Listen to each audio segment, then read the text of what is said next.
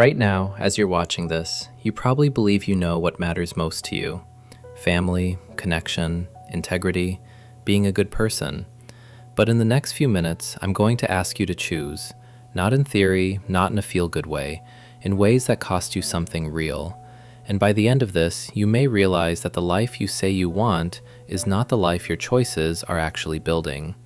This isn't just a video to watch, it's a test you're already taking. I'm testing something big, and you're part of it.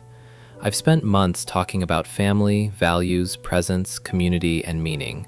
Thousands of you agreed. You shared your stories. You told me I was right about what we've lost. But agreement is easy. What I want to know is whether what we say we value is what we actually choose when the choice hurts. Because it's easy to believe in things when they don't cost us anything. It's much harder when choosing one value means sacrificing another. So I'm going to give you real scenarios, not abstract ideas, not moral puzzles with obvious answers, just choices, two options, no explanations, no justifying, just honesty, what you would actually choose. Imagine your child or grandchild's future is in your hands. You can guide them toward one of two outcomes, but not both. Option A, they become very successful, accomplished, recognized, financially secure. People are impressed by them. But that success required sacrifice, time, presence, relationships, and now they're alone. Not unlikable, just lonely. They have achievements, but not people who truly know them.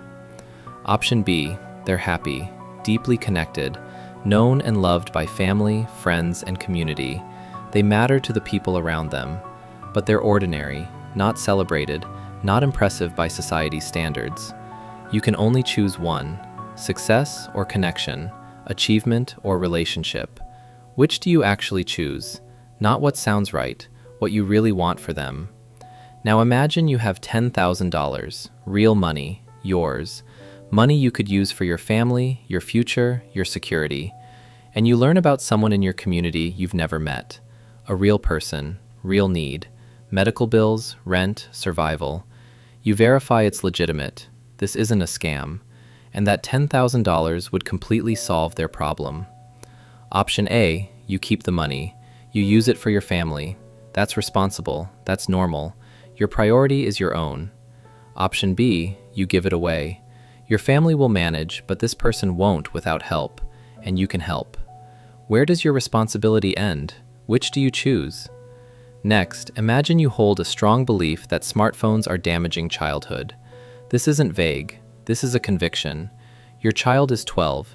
Every other kid has a phone. Your child is excluded, left out, lonely, coming home sad, asking why you're the only parent doing this. You could fix it instantly. Buy the phone. The conflict ends. Their happiness returns. And maybe you're wrong anyway. Option A, you give them the phone. You prioritize their comfort and inclusion. Option B, you hold the line. No phone. Even though it costs them socially, even though it costs you peace, even though it would be easier to give in. Which do you choose? Final scenario. You have a few hours every week that are yours. Not unlimited time, but discretionary time. You use it to rest, to recharge, to enjoy your life. And you learn about an elderly person in your community. No family nearby, no visitors, not dying, just lonely, forgotten. A few hours of your time each week would completely change their experience of being old and alone. Option A, you keep your time. Self-care matters. You're not responsible for everyone. Option B, you give it. You sacrifice your time because you have what they need and they have no one else. Which do you choose? Now look at your answers. The pattern matters more than any single choice. If you chose comfort, security, self-preservation, that's human. Most people do. If you chose sacrifice, connection, principle, maybe that's real, or maybe it's performance. And if your answers were mixed, you're like most people, navigating competing values without a single consistent rule. That's honest.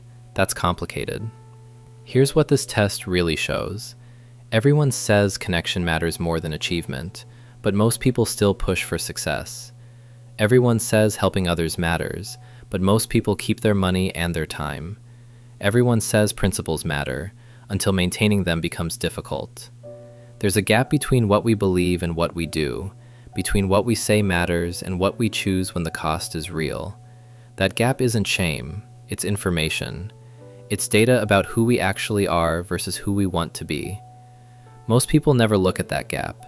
We tell ourselves stories. We say we value family, but we work constantly and call it sacrifice. We say we value helping others, but we justify keeping everything for ourselves. We say principles matter, but we compromise them and explain why this situation was different. This test was designed to strip away those stories and force a simple choice, A or B. In that moment, you revealed something true.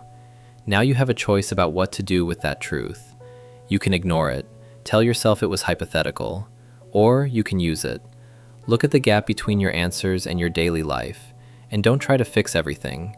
Just pick one place where you chose what was easy, and next time, choose what you say matters. One decision, one sacrifice, one alignment between belief and action. That's how integrity is built, not in what we say, but in what we're willing to choose when it costs us something real. This test isn't the end, it's the beginning.